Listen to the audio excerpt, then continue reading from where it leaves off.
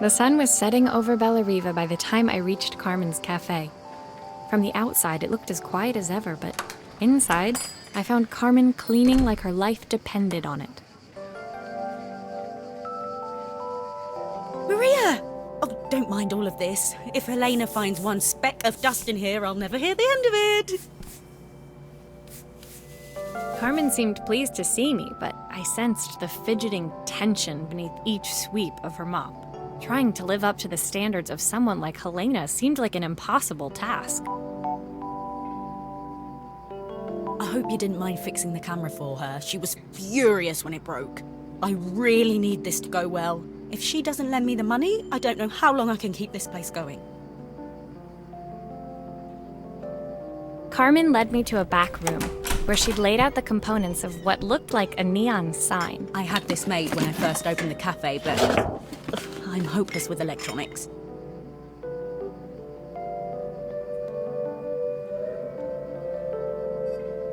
So there was supposed to be a sign outside. This might explain the lack of customers. I'd like to put it up before Helena gets here. Can you give it a try?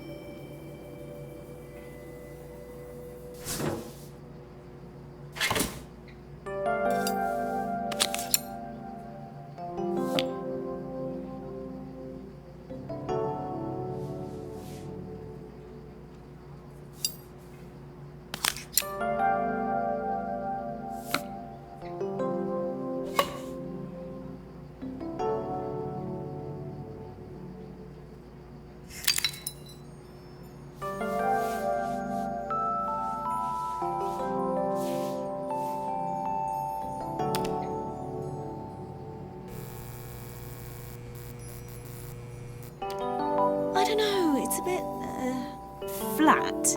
Maybe if it flashes, it'll really catch people's eye. Great idea. I think I have a spare part that could do that.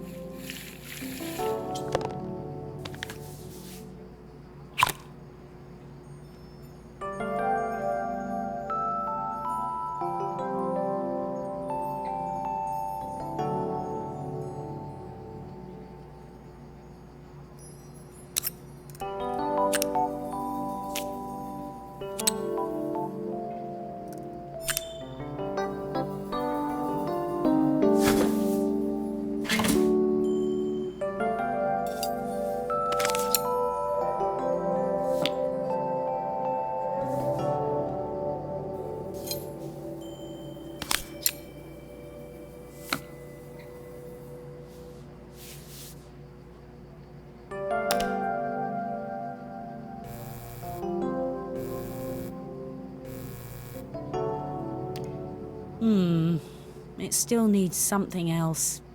Maybe we can add one of these.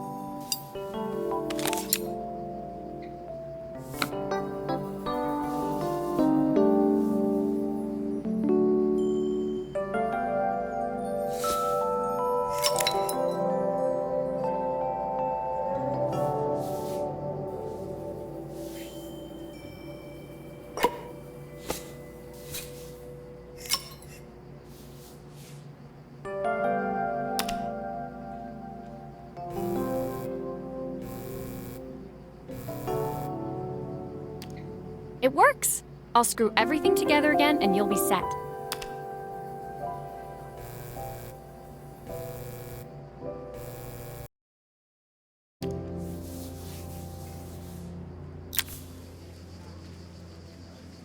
The sign fixed, we headed outside and mounted it carefully over the cafe door.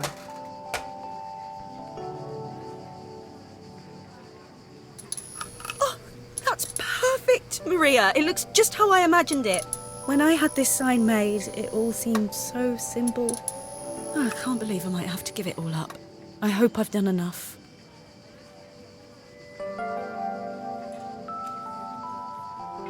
The smile froze on her face as she spotted something over my shoulder. I turned to see. Of course, my sister owns the only cafe in this entire town that isn't actually open. For better or worse, Helena had arrived. Carmen opened her mouth to explain, but Helena swept indifferently past her. Finally pausing in the doorway, she turned back towards Carmen. The first thing we're doing is getting rid of that hideous sign. And with that, she disappeared inside. I hoped Carmen's chances of saving the cafe hadn't disappeared with her.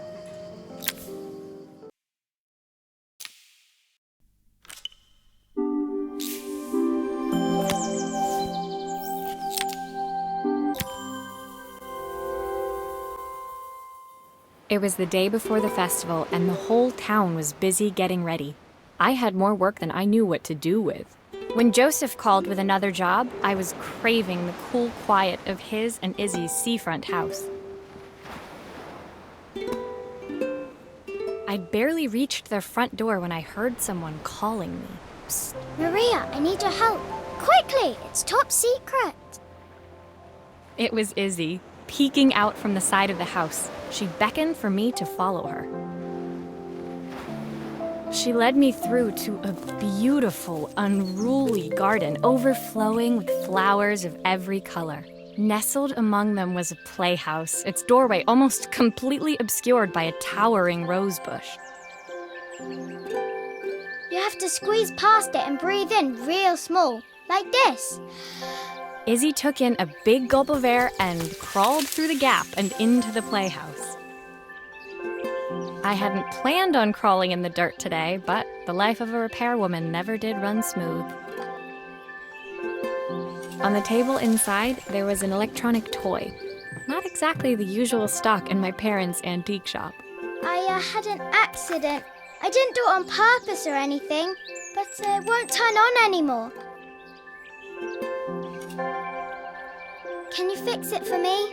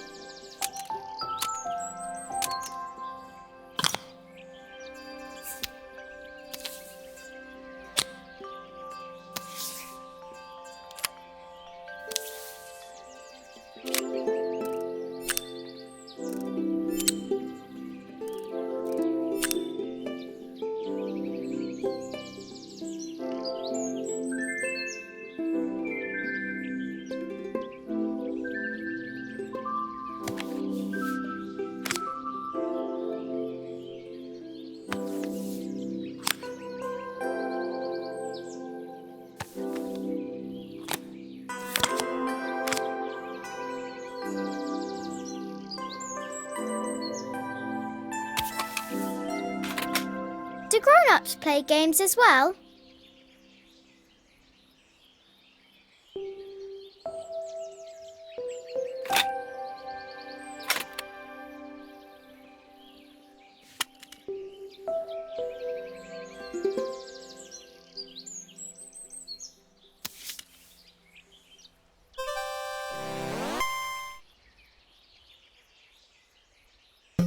you show me how to play? I tried before, but it was so hard.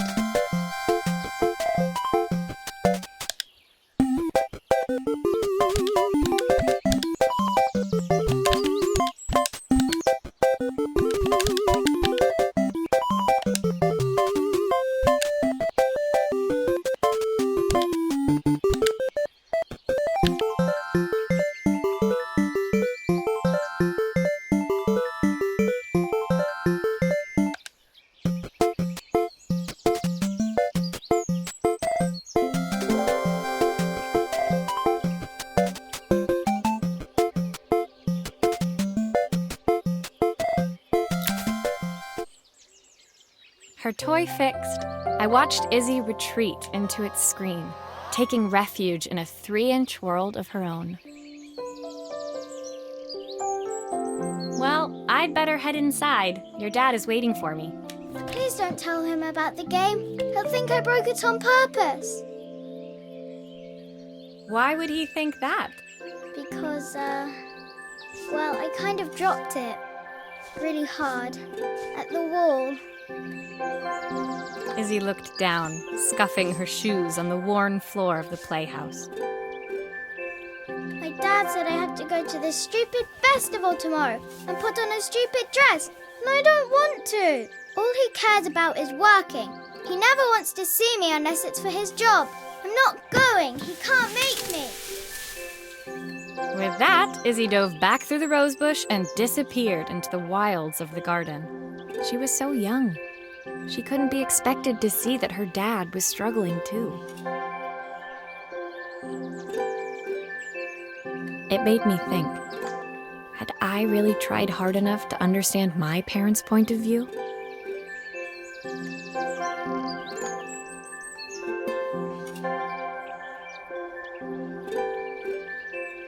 I was so focused on the adventures ahead of me. Maybe I didn't care enough about leaving them behind.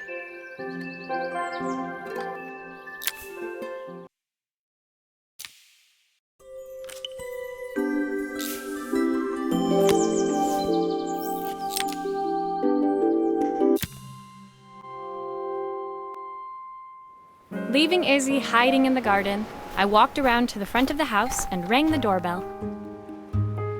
It was only then I noticed my favorite overalls covered in grass stains. I scrubbed desperately, but it was too late. Maria, what are you doing?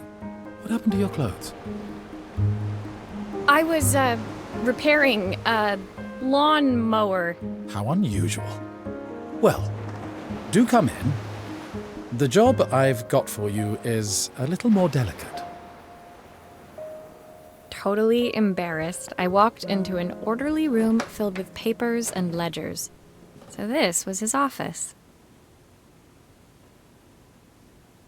You must be so busy getting ready for the festival. Are you looking forward to it? Of course.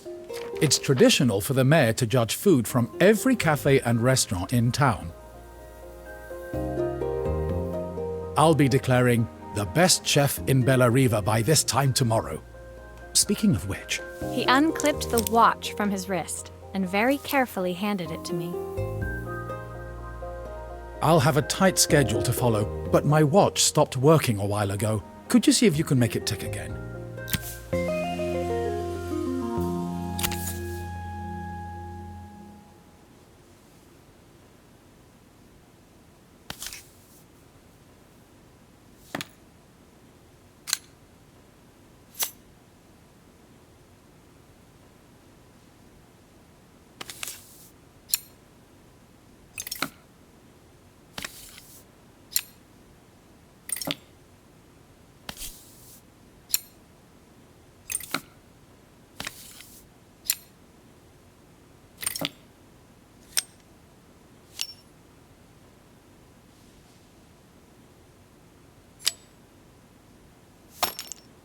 The main plate has completely cracked. I'll need to replace it.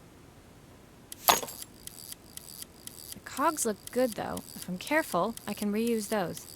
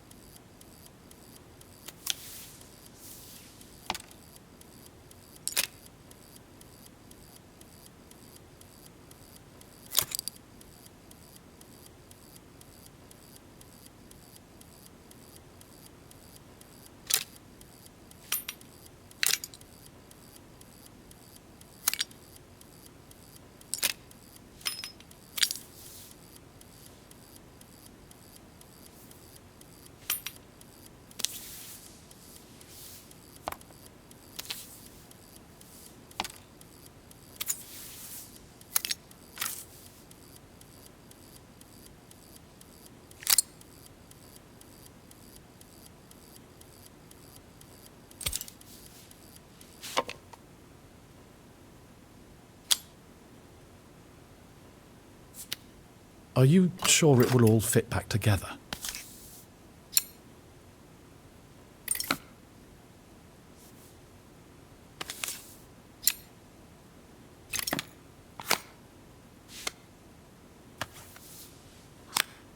I've not gone a day without this watch since my wife gave it to me.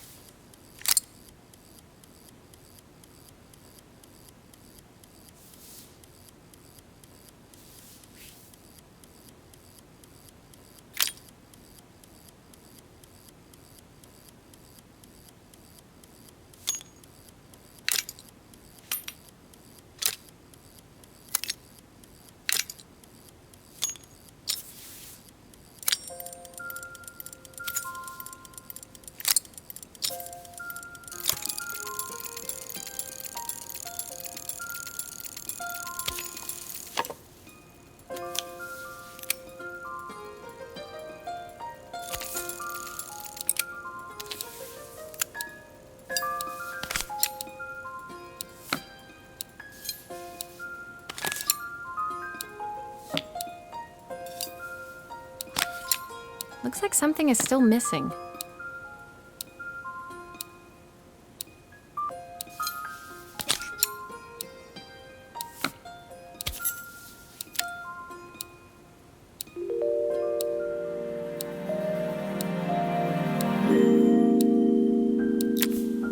As I handed the watch back to Joseph, my fingers traced over the engraving on the back. I hoped fixing this was one small way I could help him move forward. I can't believe it's working, Maria. Thank you. My wife was a brilliant woman. Feeling this ticking on my wrist, it makes me feel like she's still here. Watches measure minutes and hours like they're infinite. I didn't know we had so little time. No, even with Isabel, I barely see her. And when I do, she acts like she hates me. Just then, the phone rang. Even when he was at home, his work was never done. Sorry, Maria. I have to take this. I'll see you at the festival tomorrow. As I left, I turned and saw him pacing the floor of his office, his watch glinting in the afternoon sun. I hoped its quiet ticking would at least bring him some peace during the busy days to come.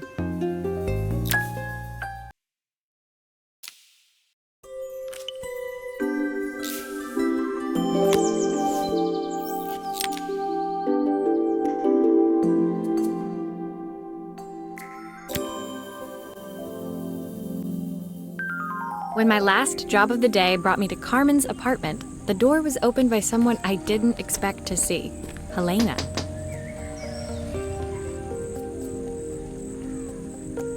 Sorry for inflicting this mess on you. Carmen's never seen a knick-knack she doesn't want to buy, apparently.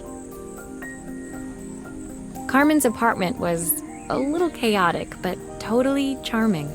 It was easy to imagine her living in a place like this.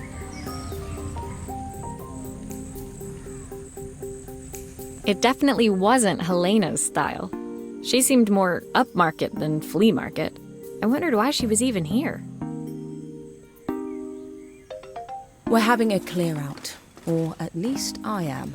Carmen's not helping, as usual. There's a market at the festival tomorrow. I'm selling some of these things to make her some money.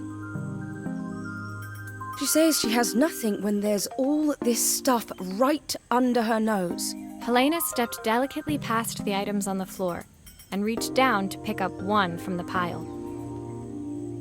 Look at this slide projector. Our parents treasured it, but Carmen treats it like a piece of junk. Can you take a look?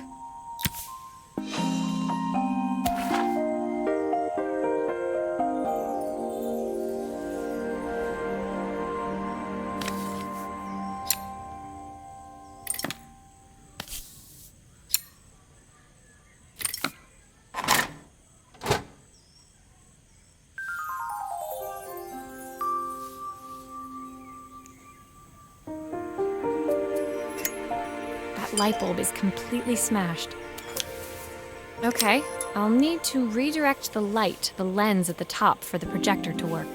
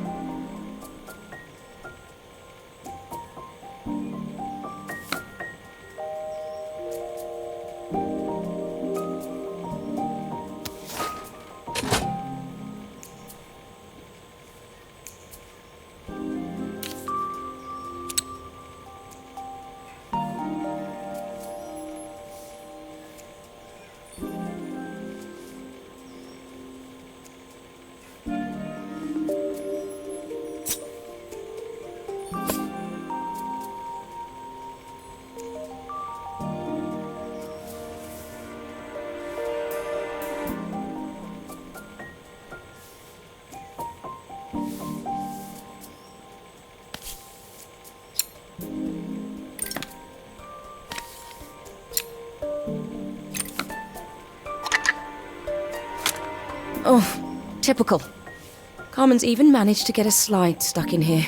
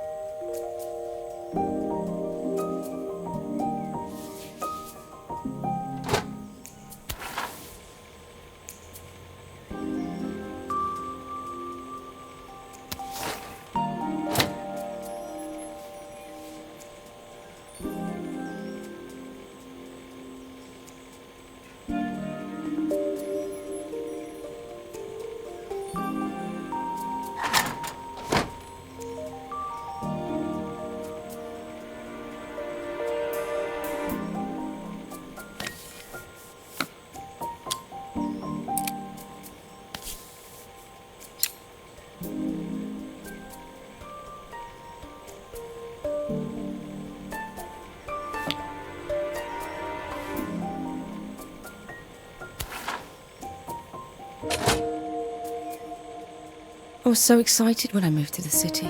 Carmen, she looks so sad.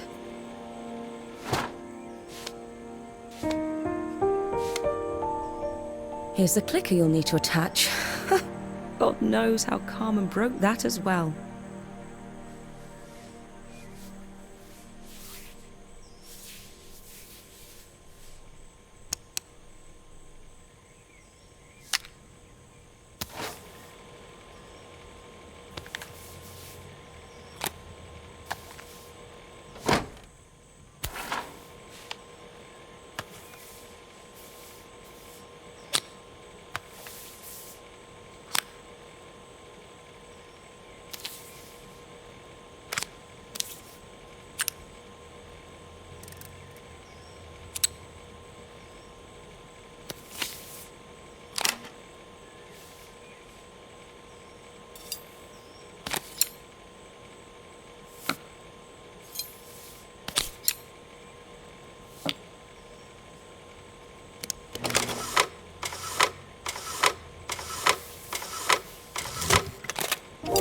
When we were younger, Carmen was always following me around.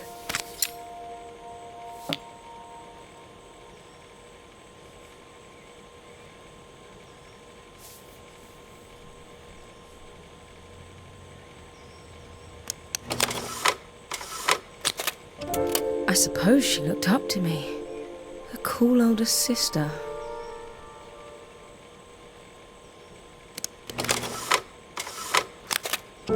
She used to ask me when I was coming home, but I was always too busy.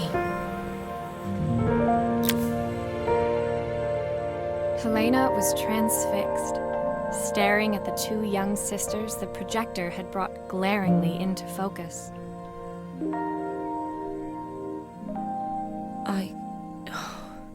I never meant to let her down. But you haven't, have you? You came all this way just to help with the cafe, plus the money. That's the problem. There is no money. I lost my job a few months ago. My savings are almost gone. I have nothing. Carmen thinks I'll throw my checkbook at her bad decisions and make them okay. But I can't. Not this time. You know, the funny thing is, I came here wanting to tell her the truth. But she's so infuriating. How can I ask her for help when all she cares about is herself? Helena fell silent, shrinking under the gaze of her younger self, projected onto the wall. We drifted so far apart when I moved away. It felt like the only thing keeping us together was my bank balance. I know I have to tell her the truth. It isn't fair. But I already lost everything else. What if I lose her too?